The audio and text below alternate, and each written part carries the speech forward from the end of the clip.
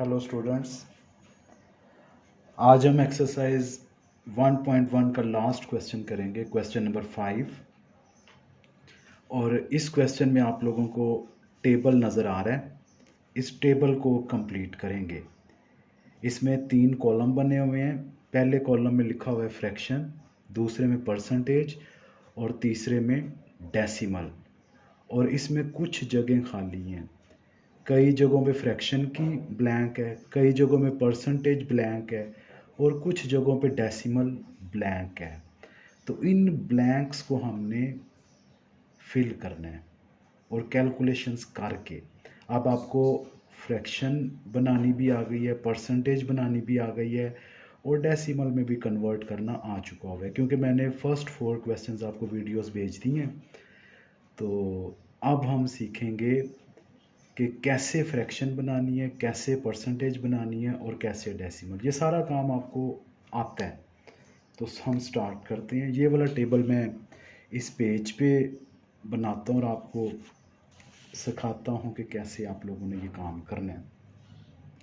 सबसे पहले हम ऊपर क्या लिख देते हैं, फ्रैक्शन, जैसे कि बुक में लिखा हुआ है। और दूसरी जगह हम लिख देते हैं परसेंटेज। बिल्कुल बुक की तरह से मैं टेबल बना रहा हूँ। और एंड पे हम लिख देते हैं डेसिमल।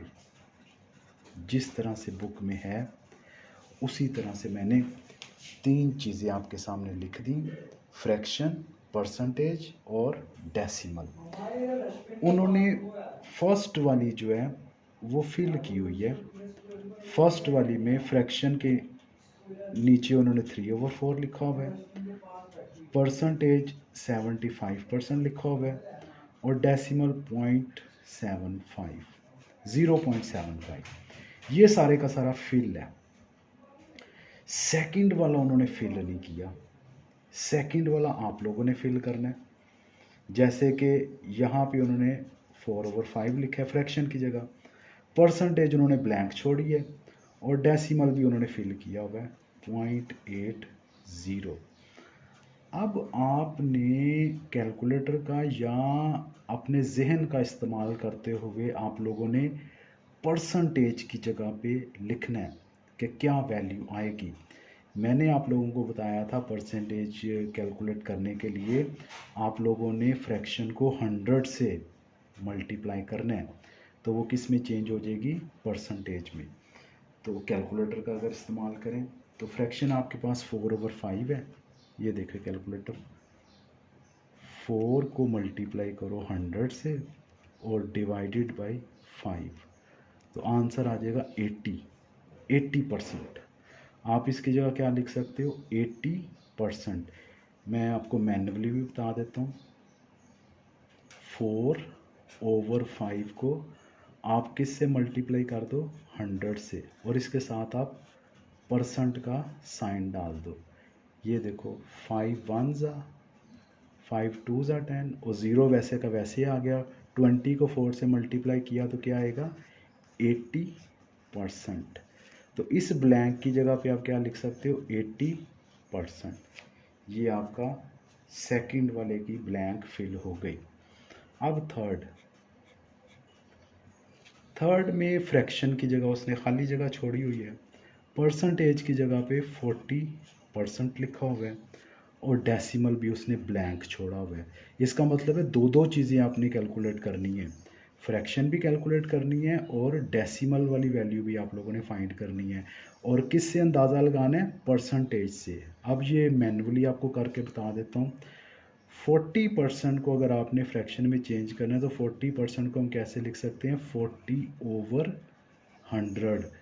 जैसे ही आप इसको 100 पे डिवाइड करोगे परसेंटेज का साइन ख़त्म हो जाएगा। अब इसको आप कैंसिल कर लो, 0 0 के साथ कैंसिल, 2 2 ज़ा और 2 5 ज़ा, तो आंसर क्या आ गया, 2/5। तो फ्रैक्शन की जगह पे क्या लिख दोगे, 2/5। अपने कैलकुलेटर पे 2 को 5 पे डिवाइड कर दो, 2 डिवाइडेड बाई 5, तो आंसर आ गया 0.4। तो आपने डेसिमल में भी चेंज कर दिया 0.4। ये आपके पास आंसर आ गया। आप इसको मैनुअली भी कर सकते हो, 2 को अंदर रखो, 5 को बाहर रखो और जो ट्रेडिशनल डिवीज़न होती है वो कर दो, तो उससे भी 0.4 आंसर आ जाएगा। ये पहले वाले के 3 आंसर हैं जो कि फिल थे, ये दूसरे वाले के, और ये आपने तीसरे वाले को भी सॉल्व कर दिया।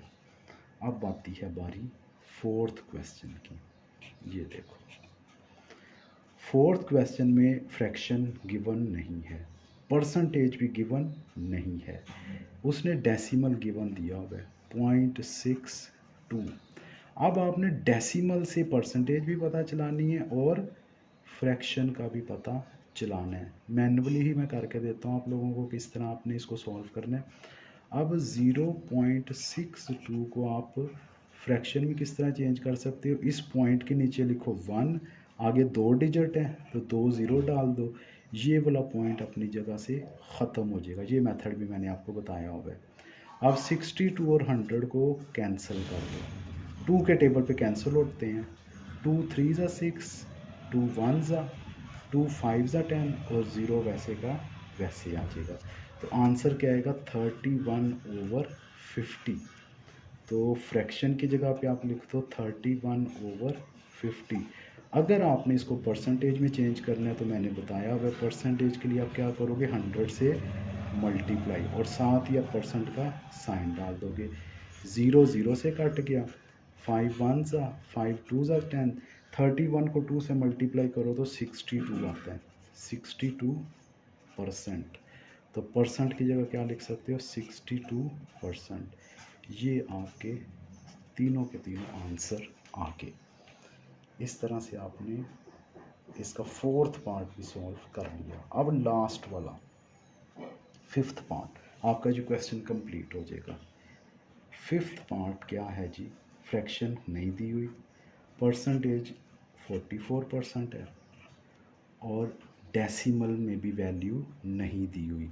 तो आपने 44% से दो चीज़ें निकालनी है, फ्रैक्शन भी निकालनी है और डेसिमल वाली वैल्यू भी निकालनी है। तो हम क्या करते हैं 44 को 100 पे डिवाइड करते हैं, तो ये वाली परसेंटेज का साइन इस पे से ख़त्म हो जाएगा। अब इसको कैंसिल करते हैं, कैंसिल करके आंसर निकालते हैं। ये कैंसिल हो रही है 2 पे, 2 2 ज़ा 2 2 ज़ा, दोबारा नीचे भी 2 5 ज़ा 2 0 ज़ा, दोबारा 2 पे कैंसिल हो रही है, 2 1 ज़ा 2 1 ज़ा 2 2 ज़ा 2 5 ज़ा 10, 11/25, 11/25। तो हमने फ्रैक्शन निकाल ली, फ्रैक्शन की जगह लिख लो 11/25। अब हमने डेसिमल में चेंज करना है, तो कैलकुलेटर आपका इस्तेमाल करो, कैलकुलेटर आपको आंसर बताएगा।